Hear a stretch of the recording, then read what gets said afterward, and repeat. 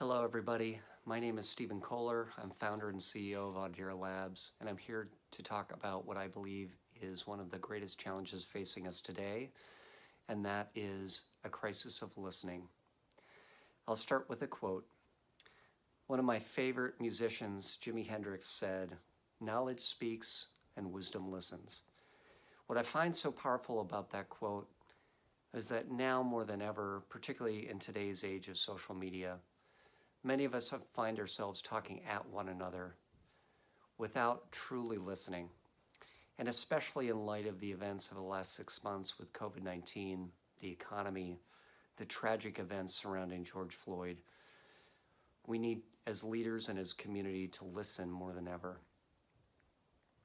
So today we're going to be talking about 3 ways that we can enhance our listening and lead forward together.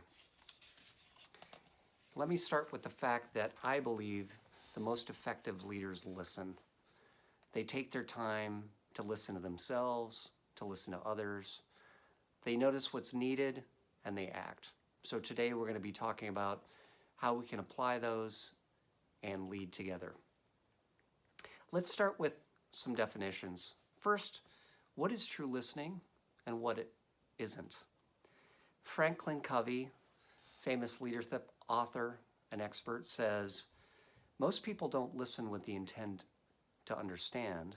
Rather, they listen with the intent to reply. How many of us have been in a conversation with a loved one, with a colleague, and either the other party or we simply are ready to jump in and tell the other person what we think? And that's what we call listening with the intent to respond. And I would argue there's a lot of that happening. All you have to do is look at social media to see how people are simply trying to tell everybody else what they think. What true listening is, in contrast to that, is remaining truly present and not distracted with what was or what will be in our lives. The Buddhists famously call that distraction that many of us face the monkey mind, because our mind is always spinning and running around. So those that are practicing true listening remain truly present, and we'll talk about how to achieve that. They remain curious, always asking to learn more about somebody else's perspective. They have an open mind rather than simply acting with a mind made up. And they practice what those of us that are familiar with improvisation call the yes and mindset, always building and co-creating with others. In contrast, what listening isn't, that many of us find ourselves experiencing, is we remain stuck in our own minds and our own heads. With social media, we constantly remain distracted because we have digital distractions hitting us many times an hour. We often find ourselves with our minds made up about the way things are or the way things should be. The fact that we're right and others are wrong. We often think in the minds of they, meaning them, and us. We think in terms of division. And we also find ourselves trying to convince others of what we think.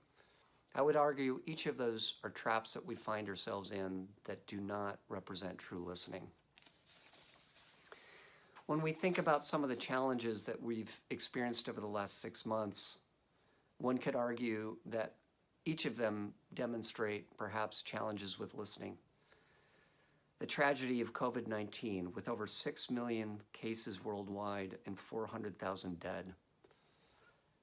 The associated economy with millions out of work, challenges with the stock market, and many organizations facing furloughs and layoffs. Unprecedented in recent times. The tragedy of recent events surrounding George Floyd and civil unrest.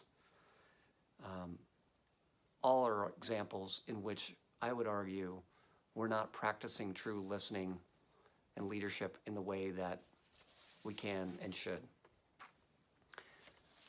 So, what can we do about it? I would argue that the 3 steps for us to learn how to increase our listening and how to lead forward more effectively. The first step in listening is to listen to ourselves and to listen to others in a truly present state. I'll start with a quote. Mahatma Gandhi said, "I will not let anyone walk through my mind with their dirty feet." One of the traps that many of us fall into is that we allow the thoughts of others, whether it be through social media or other avenues, to clutter our mind. I notice myself when I'm ingesting social media, I notice what I sense, and it tends to be a lot of anxiety, a lot of fear. And I think that's powerful because when you become present, you recognize the types of things that are getting in the way of clearing the mind. So one of the first things we can do to get present and to truly listen to ourselves is to create a daily ritual. The most effective leaders will find daily habits, daily rituals to help get present so that they can focus on what's most important and what they want to achieve and create that day. As I just mentioned, one of the things that I've found very helpful is this idea of a social media cleanse. So multiple times through day and certainly throughout the week, I will literally just turn off and eliminate social media from my diet because I recognize the negative impact that that often creates and the distraction. One of the other things that many effective leaders do is that they journal. Science has shown that there's a powerful impact of simply on a daily basis putting our thoughts down on paper or writing them down on a tablet, for example. And that thought of getting your ideas out on paper can be very cleansing, if you will. Meditation is a powerful way to get present. And I want to encourage all of us to remember that meditation does not have to be the idea of a monk sitting on a mountain. Meditation could be as simple as taking a walk outside, enjoying nature, and breathing, and really allowing all of that noise and distraction that we all experience to seep out of us. Exercise is a powerful way to meditate or to clear. I happen to love running.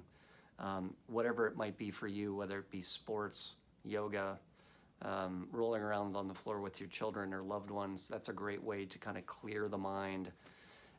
There's a lot of neuroscience that talks about the power of getting the endorphins and other kinds of chemicals in the brain activated to cleanse the mind.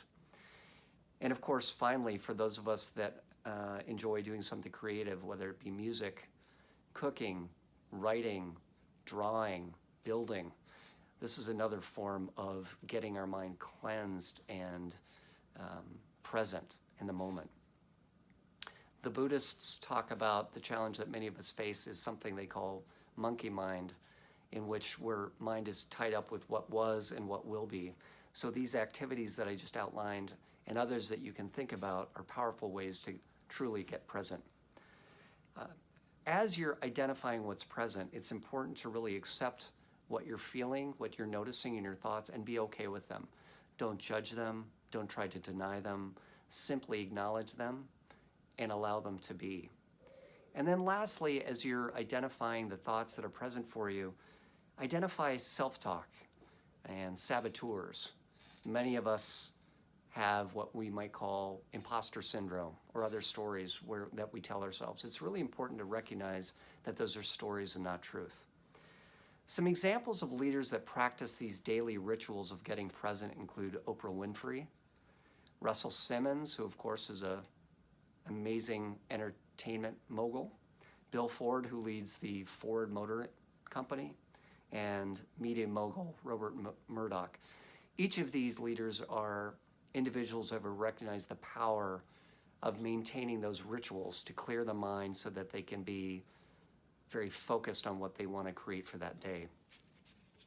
The second thing we can do is, in addition to listening to ourselves, we start to listen to those around us, be they colleagues in our organizations or our communities. And the importance about doing this is that you're noticing first what's present for you, but also what's present for those around you.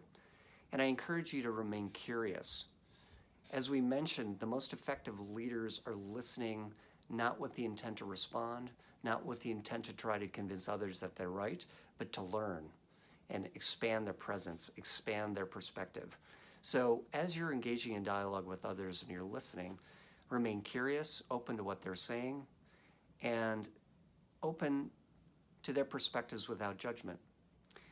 Really engage in dialogue with others, especially those with perhaps perspectives that are different from yours. You know, in economics, there's a specialty called behavioral economics that talk about one of the traps that many of us fall into called cognitive bias. And simply put, cognitive bias are a series of traps that we fall into as we're incorporating information and making decisions. And one of the many traps that we fall into is where we will simply seek out information that supports our own hypothesis and ignore information which does not support our way of thinking. And that can get us into a lot of trouble. And so I would encourage all of us to really make sure that we're particularly seeking out perspectives different from our own without judgment and asking ourselves, what can we learn from this? A couple different ways to do this that I practice every day that are very simple and many leaders practice. The first thing is to read. And I don't mean Facebook, I don't mean Twitter, I don't mean Instagram. I mean books, articles, journals that can expand your perspective, whether it be on current events or history. I'm a big fan of reading historical books.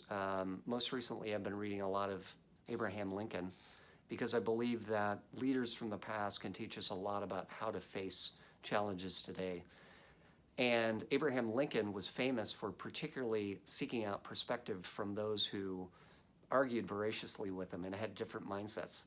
In the book, Team of Rivals, the author talks about Abraham Lincoln specifically appointing people to his cabinet that had diametrically opposed viewpoints than he did, because he knew that his greatest risk was to surround himself with people that simply said what Lincoln wanted him to say. So he deliberately counteracted that by putting people on his cabinet with differing views so he could have a more well-rounded set of inputs when he made decisions.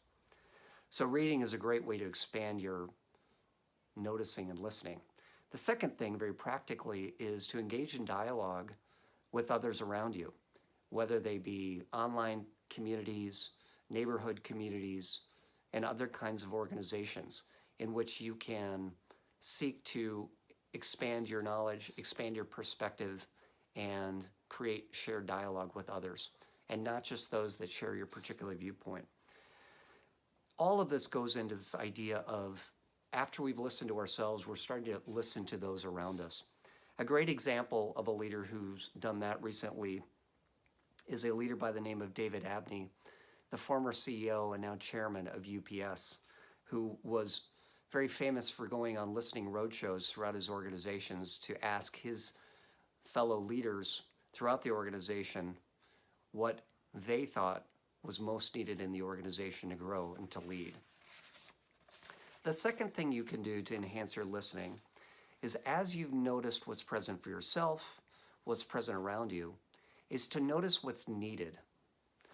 So the most effective leaders, as they're listening, they sense what's needed. And I'll give some examples. Particularly today with COVID-19, with the economy, with the social challenges and injustices, leaders are recognizing what's in the space. Some examples of what's in the space for me right now that I'm noticing is fear, uncertainty, pain, and anger. So as we're noticing what's in the space, the question then is, what's needed? So as leaders, if we're recognizing fear, we recognize that what is needed is hope. As we're recognizing uncertainty, as leaders, we recognize what's needed is structure and routine and shared purpose. And as we're recognizing what's present is pain, we recognize what's needed in the space is healing. So think about, as you're noticing and you're listening to what's present, what's needed. And the most effective leaders, of course, around us are doing that already. Here in Chicago, where I live, a great example of that, I believe, is Mayor Lori Lightfoot, who has called on numerous corporate and community leaders to see what they're noticing, what they need, and solicit that input specifically on how and in what way to open their businesses and their organizations. And that's a prime example of not simply telling people what they need to do, but soliciting input based on what's needed and present in the moment. The third part of listening as a leader, I believe, that we can use going forward is to act. Let's talk a little bit about what action looks like. Again, leaders are starting with listening to themselves, listening to others, noticing what's needed. They then connect with their own mission, meaning what they believe their purpose as a leader is, why they exist. They connect with their own vision of what they hope to create in the world, what their legacy is, so to speak, and they reconnect with their values, what they hope to be their set of guiding principles. But here's the thing, they don't do it alone. By definition, a leader is only somebody who has followers. So the most effective leaders are those that create a shared sense of vision and purpose and co-create and co-lead and act with others around them. And they do it with a shared sense of impact on the world, greater than themselves. Some great examples recently of leaders that have done that, I believe, include entrepreneurs. Most recently, Elon Musk, I think, exhibited this beautifully with SpaceX. You know, for the last 20 or 30 years, as he was listening, he heard a lot of things that people said were not possible. It was not possible for a private enterprise to create, design, launch an efficient vehicle, whether it be to the space station, to the moon, or Mars. He listened a lot. He recognized what was necessary, what was needed, which was exactly that, a joint enterprise that could create a series of technology to advance mankind's, womankind's exploration into space. And he created a joint partnership between private industry and public that was cost efficient, very advanced technologically, and reusable. And as of this taping, demonstrated to be incredibly effective. And he did that with a shared purpose. Other examples, of course, in a community-based context, of course, is Martin Luther King, who created an incredible social movement whose work is still challenging us today, and yet will always be the right thing to do, no matter how long it takes. And then in another context, music, which of course I love. In the 1960s and 70s, the Beatles demonstrated the power of music, not just in terms of their innovation in terms of melody and harmony and songwriting, but its ability to create change at a greater social level. So these are three examples, entrepreneurship, community-based, and music, where leaders recognized as they listened what was present, what was needed, and then how to join together with others to create action and impact. So my challenge as we wrap up this video today, as we've talked about these three ways to listen, is I challenge each of us to listen to ourselves and get present. Listen to those around us, to what they think is needed. Listen to the space and create and co-create with others a vision for the future and act. Notice what's present, notice what's needed. Act, adjust based on your learnings. We need you more than ever. Thank you, and listen and lead. Be well.